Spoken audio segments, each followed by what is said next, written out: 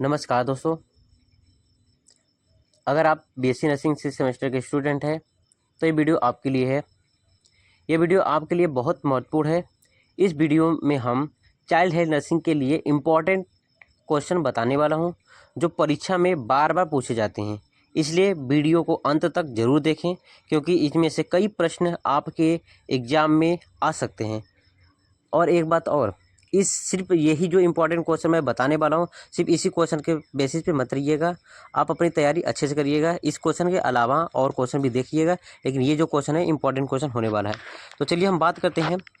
सबसे पहला first unit है। फर्स्ट यूनिट जो है वो हमारा introduction modern concept of child का है, ठीक है। जिसमें से इम्पोर्टेंट क्वेश्चन है वो है national programme and agency related to welfare service to the children, ठीक है। पहला ये है।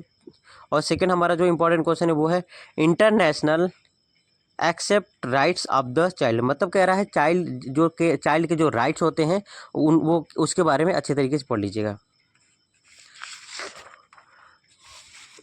और अगला क्वेश्चन है आपका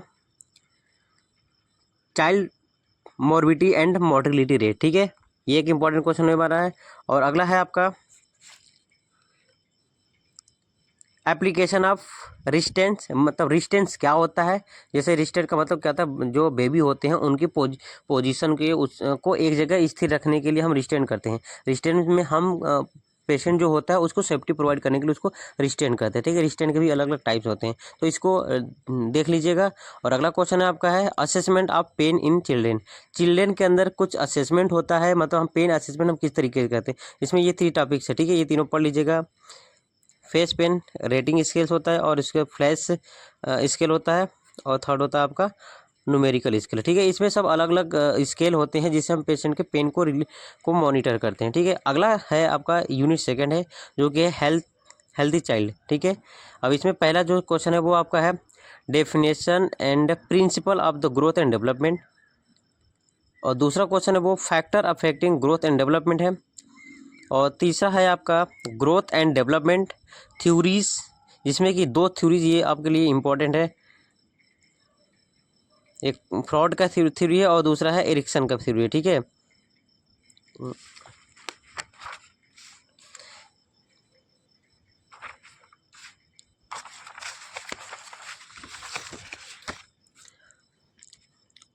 और अगला क्वेश्चन आपका है neutralisation need of children and infant में, जिसमें है आपका ब्रेस्ट फीडिंग है, और फिर दूसरा एक्सेसिव ब्रेस्ट फीडिंग है, और फिर अगला है आपका supplementary artificial feeding and winning, और लास्ट है आपका baby finding friendly hospital concept, मत ठीक है। ये इंपॉर्टेंट क्वेश्चन आपके लिए है यूनिट नंबर सेकेंड से। अब हम बात करते हैं यूनिट नंबर थर्ड। और यूनिट नंबर थर्ड में है आपका है न्यूनेटल रिससिटेशन है, और nursing management of low birth weight baby है। इसमें आपका है इसमें कंगारू मदर केयर, ये मोस्ट इंपॉर्टेंट क्वेश्चन है, इसको आप अच्छे तरीके से पढ़ लीजिएगा। फिर अगला है आपका है हाइपर बिलुरुमिया, फिर उसके बाद हाइपोथर्मिया है। फिर उसके बाद अगला आ जाता है रिस्पिरेटरी डिजीज, ठीक है। रिस्पिरेटरी डिजीज के अंदर जो भी डिजीज आते हैं इन सारे डिजीज को आप डिस्कस कर लीजिएगा, पढ़ लीजिएगा, ठीक है। फिर अगला आपका है यूनिट है आपका फोर्थ, जिसे जो है integrated management of the neonatal children illness, ठीक है। इसमें जैसे आपका उसका इसके introduction, objective, component, strategy, importance,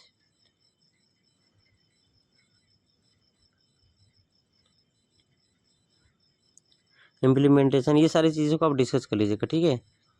फिर उसके बाद अगला हम बात करते हैं यूनिट नंबर 5 की। यूनिट नंबर 5 जो है वो है nursing management in common childhood disease, जिसमें कि है आपका पहला है cognitive disorder, sorry congenital disorder है। कंजेनाइटल डिसऑर्डर में आपका है ट्रेकियो इसोफेजियल फिस्टुला, ये है इंपॉर्टेंट क्वेश्चन, इसको पढ़ लीजिएगा।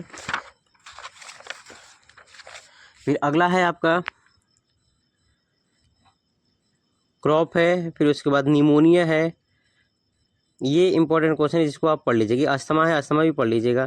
फिर अगला आपका है उसी चैप्टर यूनिट में है इंडोक्राइन सिस्टम। इंडोक्राइन सिस्टम के अंदर सबसे इंपॉर्टेंट क्वेश्चन होने वाला है जुवेनाइल डायबिटीज मेलाइटस, ठीक है। इसको आप पढ़ लीजिएगा अच्छे से। फिर अगला है आपका जो कि फर्स्ट बुक का फर्स्ट मतलब 5th सेम का जो है वो लास्ट यूनिट होने वाला है, जो कि ये यूनिट 6 है। ठीक है, इसमें इसके कुछ इंपॉर्टेंट क्वेश्चन कौन कौन से हैं।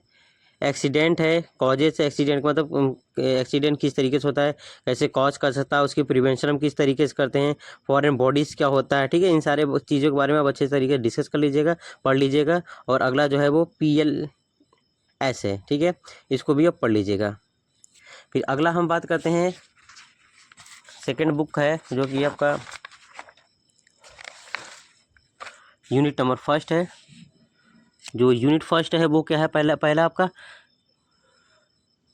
कार्डियोवैस्कुलर डिजीज में है, जिसमें कि पहला आता है कि आपका congenital heart defect. Congenital heart defect में क्या क्या आता है आपका है, जैसे ASD है और VSD है, मतलब एट्रियल सेप्टम डिफेक्ट होता है, वेंट्रिकल सेप्टम डिफेक्ट होता है। ठीक है, ये 2 क्वेश्चन है। फिर उसके बाद PD है और ये TOF, ये 2 ये है इसमें, जो कि ये दोनों ज़्यादा इंपॉर्टेंट होने वाले, इसको देख लीजिएगा। फिर अगला है आपका रोमेटिक फीवर है और रोमेटिक हार्ट डिजीज़ है, ये 2 क्वेश्चन देख लीजिएगा। फिर अगला आ जाता है उसी यूनिट का है, जिसमें कि हीमेटोलॉजिकल कंडीशन होता है। हीमेटोलॉजिकल कंडीशन में पहला क्या है, हीमोफीलिया क्या होता है, इसके बारे में पूरा डिस्कस कर पढ़ लीजिएगा।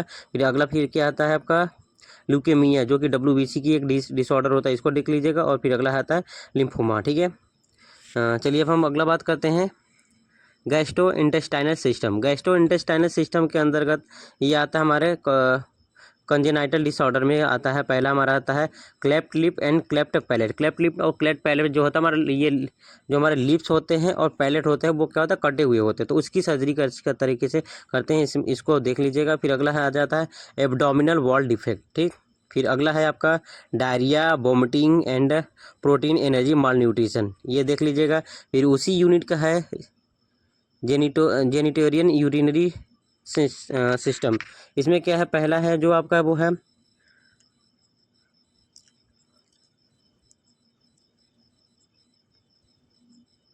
हाइपोस्पेडियस, और फिर अगला है एपीस्पेडियल्स। ठीक है, ये 2 क्वेश्चन है।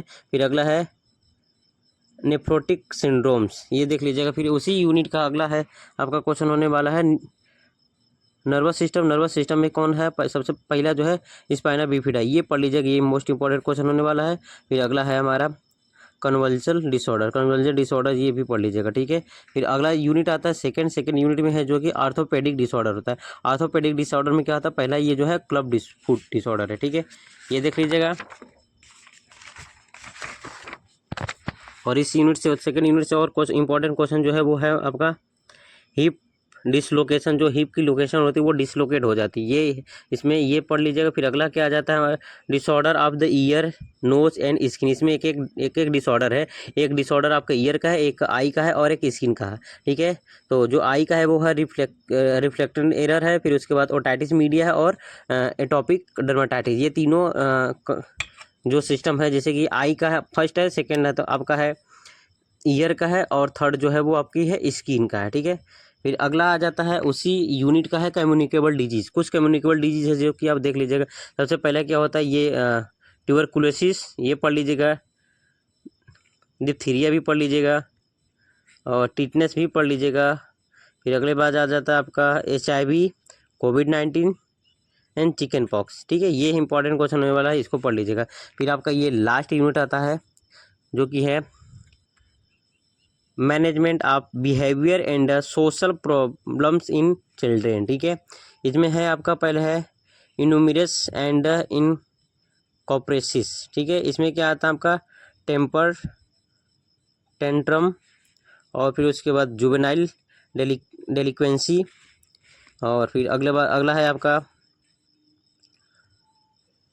Post traumatic stress disorder and autism spectrum disorder.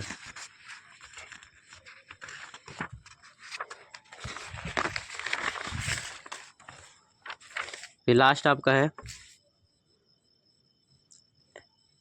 Anorexia nervosa and bulimia nervosa. ठीक है, ये दो डिसऑर्डर है जो कि ईटिंग डिसऑर्डर है, ये भी पढ़ लीजिएगा। ये जो कि है एक मेंटल हेल्थ नर्सिंग में भी ये दोनों आपको देखने को मिल जाएगा।